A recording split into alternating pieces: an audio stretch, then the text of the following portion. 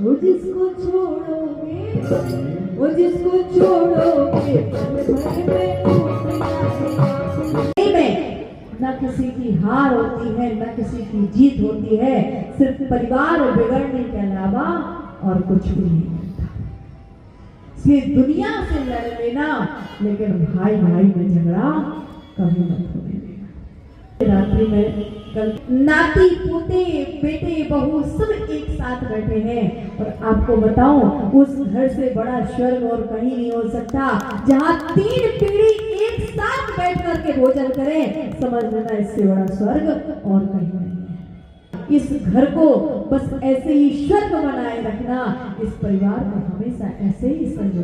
राम कथा एवं भागवत कथा में हार्दिक स्वागत करती हूँ महिला जागरण मंडल की तरफ से। मैं यहाँ पर एक बात बताना चाहूँगी, महिला जागरण मंडल का निर्माण 2009 में हुआ था। यह हमारी एक रजिस्टर्ड संस्था है। यह संस्था सिर्फ महिलाओं ने नहीं बनाई है। इस संस्था के हमारे सूत्रधार इस संस्था के नहीं है। उनके विचार और उनकी सोच से हमें शक्ति मिलती है। उनके मार्गदर्शन से हम लोगों ने 2009, 2010, 2011 में 2024 में 450 जोड़ों का ऋषि पंचमी का ऐतिहासिक उद्यापन, उसके बाद 251 महिलाओं का तुलसी विवाह का ऐतिहासिक आयोजन किया, जो सफल रहा। उसके बाद 2025 को दादी जी का 500 महिलाओं का महामंगल करवाया था।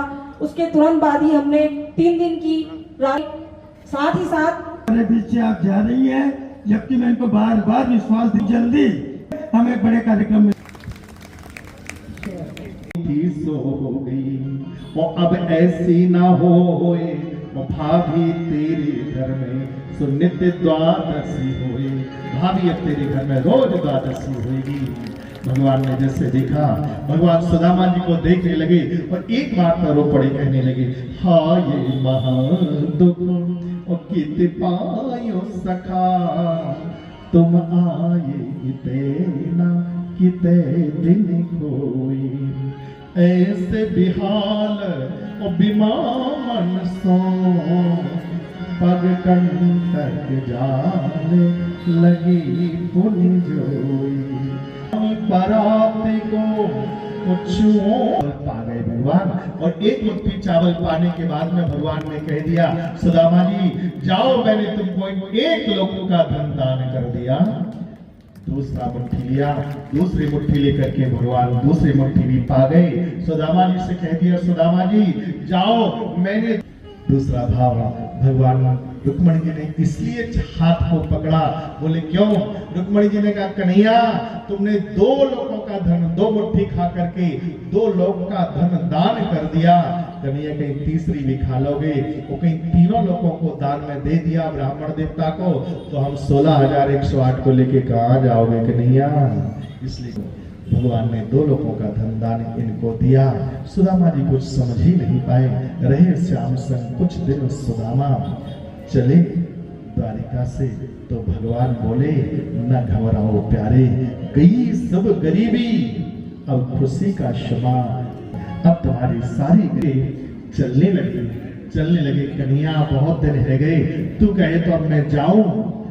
भगवान ने कहा, तुम्हारी इच्छा जाना चाहते हैं तो कोई बात नहीं कन्हैया। अब सुदामा जी जब चलने लगे तो अभी तक तो आनंद ही आनंद था, खूब आराम से भोग प्रसाद को भेजो, सुशीला ने तो मुख को भेजो, लेकिन कहा बताओ, भेजो तो हतो कछु लेवे के ताई, पर भगवान ने तो कछु दियो ही ना है। कोई बात ना है, अब ना दियो तो ना दियो, चलो चलेंगे हम तो। बस भगवान आज चलने लगे, और जैसे चलने लगे सुदामा जी को नहीं पता था, लेकिन अच्छा किया भगवान ने मुझको नहीं दिया। अगर कहीं दे देते तो रास्ते में चोर मुझको लूट ले जाते, डकैत मुझको मार डालते, शायद इसलिए भगवान ने नहीं दिया हो। कोई बात नहीं, जाहि विधि राखे राम ताहि विधि रहिए, सीताराम सीताराम सीताराम कहिए। सुदामा जी गए, सुदामा सिर पे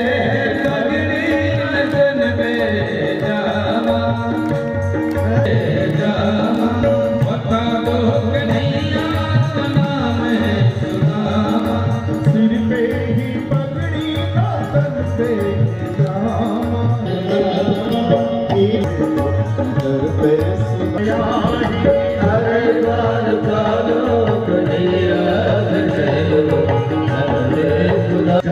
कक्ष में विराजते हैं आसन कैसे बैठ जाऊं सरकार, मैं तो यही ठीक हूँ, मैं तो यही बैठ जाऊंगो, आप विराज जाओ ना। द्वारकाधीश ने कहा नहीं, बिठाने लगी कि बराबर में अपने सुदामा बिठाए, बराबर में अपने सुदामा बिठाए, बराबर में अपने सुदामा आंसुओं से प्रभु ने धुलाए, चरण आंसुओं से हमने धुलाए, घबराओ प्यारे तुम सुदामा, न घबरे जाओ सुदामा, उसे का जहान गरीबा है, न घबरे सुदामा गरीबा। अरे कहाँ है वो, उनको कम से कम दर्शन तो करवाए देना तुम। द्वारकाधीश बोले जितने बैठे सब अपनी ही तो है। लाला रे तो पाप लगेगा, पूरा पड़ोस से आई गई होगी। बोले नाय मेरे इतने ही विवाह भय। अच्छा भैया चल कोई बात ना, एक बात बता। बोले कहा भगवान ने कहा मेरे तो है गयो, पर तेरो भयो के नाय भयो। हाँ लाला मेलो भी है गयो। अच्छा तेरो है गयो? बोले हाँ। अच्छा एक बात बता। बोले कहा सुदामा जी आपको विवाह भयो तो आपने मुझको चिट्ठी पत्री काय नाय भेजी, मुझको बुलाओ काय नाय भेजो, मुझको काय नाय बुलायो। सुदामा जी ओहो लाला तू बड़ी बड़ी बातें कर रहा, मत बुलवा मुझसे ज्यादा। बोले क्यों? लाला रे मेरो एक विवाह भयो, मैं नाय बुलाए पायो तो इतनी शिकायत कर रहे हो मुझसे, और तेरे इतने विवाह भय 16,108 एक आदमी को बुला ले तो। भगवान बोले भैया कहा बताओ